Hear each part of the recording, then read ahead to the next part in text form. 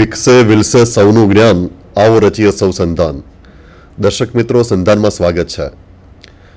વિષય છે રાજશાસ્ત્ર અને વિષયાંગ છે આંતરરાષ્ટ્રીય રાજકારણ, એટલે કે વિશ્વ રાજકારણ. આજે આપણી સાથે સ્ટુડિયોમાં છે પ્રોફેસર હેમંત કુમાર શાહ, અને મને લાગે છે કે એમનો પરિચય આપવાની જરૂર નથી. આજે આપણે વિશ્વ રાજકારણ વિશે વાત કરવાના છીએ. દર્શક મિત્રો, તમને સ્મરણ હશે કે ગઈ સાલ પણ આપણે વિશ્વ રાજકારણ પર ચર્ચા કરી હતી. એમટી દેસાઈ સાહેબ સ્ટુડિયોમાં હતા. એમાં આંતરરાષ્ટ્રીય રાજકારણ શબ્દ પ્રયોગ આજે કેમ થતો નથી એની ચર્ચા કરેલી.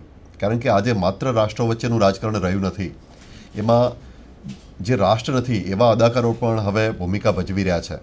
જેમ કે આંતરરાષ્ટ્રીય ત્રાસવાદી સંસ્થાઓ પણ છે, આંતરરાષ્ટ્રીય નાણાક ભંડોળ અને અન્ય સંસ્થાઓ પણ છે. તો આજે વિશ્વ રાજકારણ શબ્દ વપરાય છે. રાજ્યો વચ્ચેનું રાજકારણ પણ રહ્યું નથી. માત્ર રાજ્યો નથી, બીજા પરિબળો પણ એને ગતિ આપે છે વિશ્વ રાજકારણને. માટે વિશ્વ રાજકારણ શબ્દ પ્રચલિત બન્યો છે. એની ચર્ચા આપણે ગઈ સાલ કરેલી. પહેલા વિશ્વયુદ્ધ અને બીજા વિશ્વયુદ્ધ પહેલાં ઉગ્ર રાષ્ટ્રવાદ હાવી હતો. એને કારણે સામ્રાજ્યવાદ આવ્યો. સામ્રાજ્યવાદથી બચવાના પ્રયત્નો અને સામ્રાજ્યવાદ ફેલાવવાના પ્રયત્નો વચ્ચે, એની કશ્મકશ વચ્ચે વિશ્વ રાજકારણ આકાર લેતું હતું. બીજા વિશ્વયુદ્ધ પછી વિચારધારાઓનો સંઘર્ષ શરૂ થયો, તમે જાણો છો. અને એ વિચારધારાઓ એક બાજુ સામ્યવાદનો ફેલાવો કરવો અને બીજી બાજુ યુએસ એને રોકવા માટે રૂકાવટની નીતિ અપનાવે છે. અને આ જે બે મહાસત્તાઓના પ્રયત્નો હતા એ મુખ્ય અદાકારો હતા, અને વિશ્વ રાજકારણે એની આસપાસ આકાર લીધો હતો. હવે સોવિયત યુનિયનનું વિઘટન થયું એ પછી વિશ્વ રાજકારણની શું સ્થિતિ છે એના વિશે આપણે પ્રાધ્યાપક હેમંત કુમાર શાહ સાહેબ સાથે ચર્ચા કરીશું. હેમંત કુમાર શાહ સાહેબ, આજે ચીન એક ઉભરતી મહાસત્તા છે વિશ્વ રાજકારણમાં. શું યુએસની વિદેશ નીતિ એને પ્રતિક્રિયા આપી રહી છે, કે સમગ્ર વિદેશ નીતિ એને પ્રતિક્રિયા જે આપે છે એ જ વિશ્વ રાજકારણને આકાર આપી રહ્યું છે? ચીન વિશે એમ કહેવામાં આવે છે કે ચીન એક ઉભરતી મહાસત્તા છે. આવી જ બાબત આપણે ભારત વિશે પણ કહી શકીએ એમ છીએ. ચીનનું જે આંતરરાષ્ટ્રીય રાજકારણમાં મહત્ત્વ છે એ જ મહત્ત્વ ભારતનું પણ છે. મહત્ત્વનો મુદ્દો એ છે કે સંયુક્ત રાષ્ટ્રોની સલામતી સમિતિમાં ચીન કાયમી સભ્ય છે, અને ભારત કાયમી સભ્ય નથી, અને ભારતે કાયમી સભ્ય બનવા માટેની કોશિશ શરૂ કરેલી છે. એટલે એ દૃષ્ટિએ ચીન અને ભારત વચ્ચે આંતરરાષ્ટ્રીય રાજકારણમાં સત્તાની દૃષ્ટિએ જોઈએ તો થોડો તફાવત આપણને લાગે. પણ રાજકીય બાબતોમાં ચીનનું જેટલું મહત્ત્વ છે એટલું જ મહત્ત્વ ભારતનું પણ છે, એમ આપણે ચોક્કસ કહી શકીએ. અમેરિકાની જે નીતિ છે તે નીતિ માત્ર ચીનના રાજકારણ ઉપર કેન્દ્રિત થયેલી છે એવું નથી. અમેરિકાની જે વિદેશ નીતિ છે એ વિદેશ નીતિ ચીનની સત્તાને ખાળવાનો પ્રયત્ન કરવામાં લાગી છે, એમાં કોઈ શંકાને સ્થાન નથી. અને એમાં એ બહુ સફળ થશે એમ કહેવું પણ વધારે પડતું છે. પરંતુ ચીનની પોતાની જે વિદેશ નીતિ છે એ વિદેશ નીતિ અને અમેરિકાની વિદેશ નીતિ વચ્ચેના બહુ જ મહત્ત્વના તફાવતો આપણે સમજવા જોઈએ. ચીનની વિદેશ નીતિ અત્યારે એ પ્રકારની છે કે જેમાં એ જુદા જુદા વિસ્તારોમાં પગપેસારો કરવા માગે છે. રાજકીય અને આર્થિક રીતે પગપેસારો કરીને પોતાનો પ્રભાવ ઊભો કરવા માગે છે. અમેરિકાનો પ્રભાવ દુનિયાભરના દેશો ઉપર અત્યારે ઊભો થયેલો છે જ. એ થોડો ઘણો નબળો પડ્યો છે એમ કહી શકીએ, પણ તેથી એવું કહી શકાય એમ નથી કે 21મી સદીમાં અમેરિકાનો પ્રભાવ સંપૂર્ણપણે નેસ્ત નાબૂદ થઈ જશે. અમેરિકા તૂટી રહ્યું છે આર્થિક રીતે, લશ્કરી રીતે, નાણાકીય રીતે અને રાજકીય રીતે. એવું બધું કહેવામાં આવે છે, પણ એ બાબત એટલા મોટા પ્રમાણમાં સાચી નથી જેટલી આપણે ધારી લઈએ છીએ. એટલે અમેરિકાની આર્થિક નીતિઓ અને અમેરિકાની રાજકીય નીતિઓ અને ખાસ કરીને વિદેશ નીતિઓ એ દુનિયાના રાજકારણ પણ ચોક્કસ પ્રભાવ પાડે છે, અને પ્રભાવ પાડતી રહેશે. કમસે કમ આ સદી ઉપર તો એનો પ્રભાવ રહેશે જ, એમાં કોઈ શંકાને સ્થાન નથી. એમ ચોક્કસ કહી શકાય કે એની જે માત્રા હતી, એની જે તીવ્રતા હતી, એ તીવ્રતામાં બહુ મોટો તફાવત ઊભો થયો છે. માત્ર ચીન એ આંતરરાષ્ટ્રીય રાજકારણમાં મહાસત્તા તરીકે ઉભરી રહ્યું છે એવું કહેવાને બદલે આપણે એવું ચોક્કસ કહી શકીએ કે ચીનનો પ્રભાવ આંતરરાષ્ટ્રીય રાજકારણ ઉપર વધી રહ્યો છે અને સાથે સાથે યુરોપ અને ભારતનો પ્રભાવ પણ વધી રહ્યો છે. યુરોપિયન યુનિયન એ એક સંઘ તરીકે 27 જેટલા દેશો એમાં સામેલ છે અને આ 27 દેશોની ભેગી રાજકીય નીતિ એ આંતરરાષ્ટ્રીય રાજકારણ ઉપર ખૂબ મોટા પ્રમાણમાં અસર ઊભી કરશે, એમાં કોઈ શંકા નથી. ખાસ કરીને ઇંગ્લેન્ડ અને ફ્રાન્સ બંને એવા દેશો છે કે જે દેશો સંયુક્ત રાષ્ટ્રોની સલામતી સમિતિમાં પોતાનું સભ્યપદ ધરાવે છે. જર્મની ફરી એકવાર એમાં વધારે દાવાદાર છે. જો જર્મનીને પણ કાયમી સભ્યપદ મળે, વીટો પાવર સાથેનું સભ્યપદ મળે, તો એનો અર્થ એવો થાય કે યુરોપના 3 દેશો સંયુક્ત રાષ્ટ્રોની સલામતી સમિતિમાં પ્રભાવક બને. આ સંદર્ભમાં જો આપણે જોઈએ તો માત્ર ચીન પ્રભાવક છે એવું નથી. 2 બાબતો અહીંયા અગત્યની બને છે. ચીનનો આર્થિક પ્રભાવ આંતરરાષ્ટ્રીય રાજકારણમાં વધી રહ્યો છે, ચીનનો વેપાર વધી રહ્યો છે એ અર્થમાં, અને ચીન પાસે અમેરિકન ડોલરની અનામતો વધી રહી છે એ અર્થમાં જો આપણે જોઈએ તો ચીનની નાણાકીય સત્તા વધારે ને વધારે મજબૂત બનતી જાય છે, એમાં કોઈ શંકા નથી. ભારત ચીનની સાથે આ બાબતમાં સ્પર્ધામાં છે અને ભારતની પણ પ્રભાવકતા વધતી જાય છે. પણ એક બાબત આજે પણ હકીકત છે અને તે એ છે કે દુનિયાના વેપારમાં ભારતનો ફાળો માત્ર 1.25% જેટલો છે અને ચીનનો જે ફાળો છે તે માત્ર 2% જેટલો છે. એટલે દુનિયાના વેપાર ઉપર દુનિયાની લગભગ 3 ભાગની વસ્તી ધરાવતા 2 મહત્ત્વના દેશો ભારત અને ચીન એ બંનેનો ફાળો 3 થી 3.5%ની વચ્ચે છે. આ દૃષ્ટિએ જોઈએ તો કેવી રીતે પ્રભાવ પડે એ સમજવાનો સવાલ ઊભો થાય છે. મને લાગે છે કે ચીન વિશે આપણે જેટલા બધા પ્રભાવિત થઈ ગયા છીએ અને જેટલું શું કહેવાય કે આભા પથરાઈ ગઈ છે, એવી આભામાંથી આપણે બહાર આવવાની આવશ્યકતા છે. ને એનું એક અગત્યનું કારણ એ પણ છે કે ચીન એ લોકશાહી દેશ નથી, એ સામ્યવાદી દેશ છે અને એટલે એની નીતિઓ જે આજે છે તે ભવિષ્યમાં રહેશે જ, જ્યારે એ સામ્યવાદી નહીં હોય ત્યારે, એમ કહેવું પણ વધારે પડતું છે. તો પછી એવો સવાલ ઊભો થાય છે કે ચીનમાં ક્યારે સામ્યવાદ નહીં હોય, એને વિશેના અંદાજો કરવા મુશ્કેલ છે. પણ એવું ચોક્કસ કહી શકાય કે દુનિયાભરમાં લોકશાહીનો વાવડ 1990 પછી ફૂંકાયો છે. સોવિયત સંઘનું પતન થયું અને સોવિયત સંઘના જે વિખૂટા પડેલા દેશો છે એ બધા દેશોમાં લગભગ લોકશાહી આવી. અત્યારે એ વાતને લગભગ 20 વર્ષ વીત્યા પછી આરબ જગતમાં લોકશાહી માટેનો પવન ફૂંકાયો છે. એવા સંજોગોમાં ચીનમાં ભવિષ્યમાં લોકશાહી નહીં જ આવે એવું કહી શકાય નહીં. મોટાભાગના લોકો એમ કહે છે કે ચીનમાં લોકશાહી આવશે, સવાલ સમયનો છે.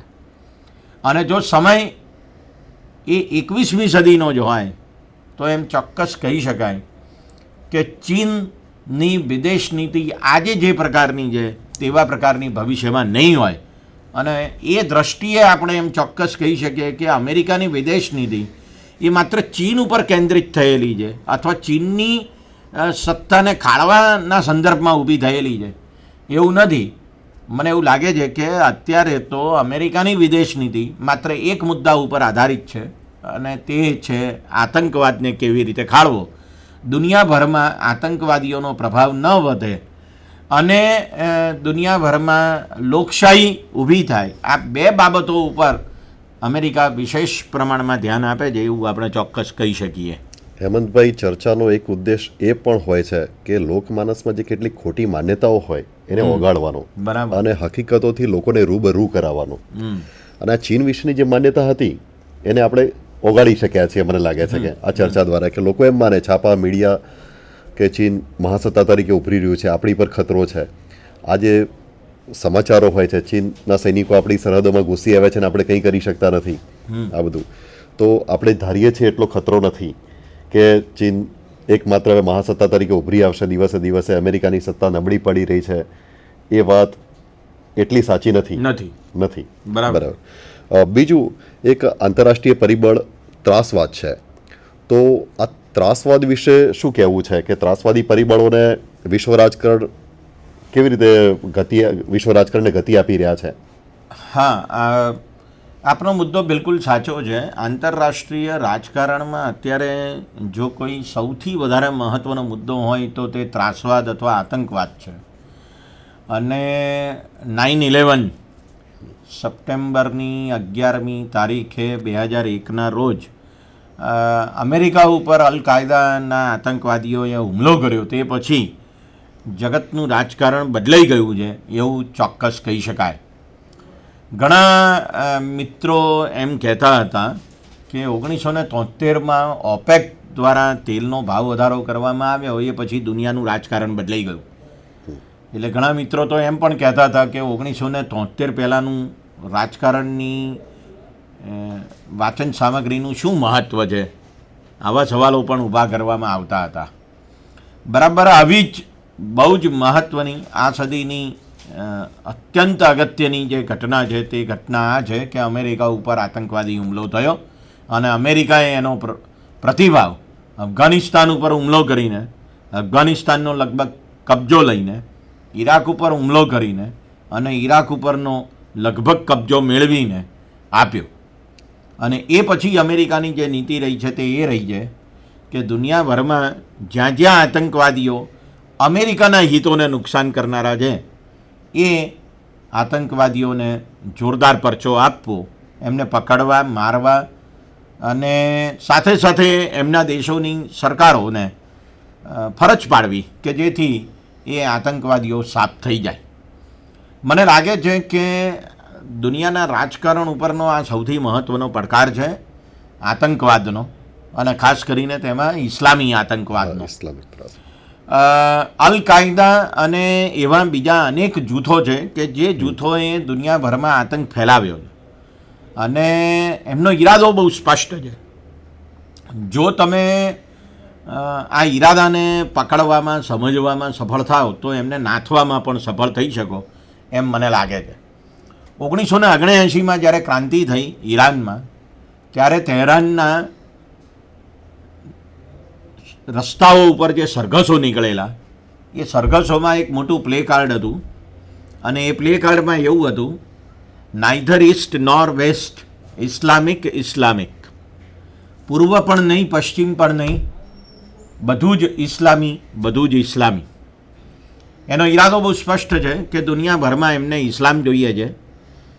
એ ખ્રિસ્તી ધર્મ હોય, એ હિન્દુ ધર્મ હોય, બૌદ્ધ ધર્મ હોય કે એ બધા ધર્મોના પાળનારા લોકો હોય, એમને એ બધા ખપતા નથી, આવું બહુ સ્પષ્ટપણે કહેવામાં આવ્યું હતું. એ જ વાત અલ કાયદાના માણસો કહી રહ્યા છે, બિન લાદેન સહિતના, કે જો અમેરિકા મુસ્લિમ ધર્મ અખત્યાર કરી લે, અંગીકાર કરી લે, તો અમારે પછી એની સાથે કંઈ લડવાનું રહેતું નથી. આવું એમની જે પ્રસારિત ટેપ છે અને લખાણો છે એમાં બહુ સ્વાભાવિકપણે વ્યક્ત થઈ રહ્યું છે. અને જો તમે એ ન કરવાના હોવ તો અમે તમારી સામે લડવાના છીએ. અમે તમને મારીશું, બોમ્બ ધડાકા કરીશું, વિમાનોનું અપહરણ કરીશું, વિમાનો ઘુસાડી દઈશું મકાનોમાં, લોકોને બંદૂકો લઈને મારીશું, વગેરે વગેરે. આ એક બહુ જ મહત્ત્વની ઘટના દુનિયાના રાજકારણ ઉપર અત્યારે અસર કરી રહી છે. મને લાગે છે કે આ ઘટનાનો જો સામનો સંગઠિત રીતે નહીં કરવામાં આવે તો બે બાબતો સામે સૌથી મોટા ખતરા છે. એક ખતરો છે તે આધુનિક રાજ્ય વ્યવસ્થા સામે જ છે. રાજ્ય નામની એક સંસ્થા જે માણસ જાતે હોબ્સ, લોક અને રૂસોના કહેવા મુજબ સામાજિક કરાર કરીને ઊભી કરેલી છે, તે પોતાના સુખ અને શાંતિને માટે કરેલી છે.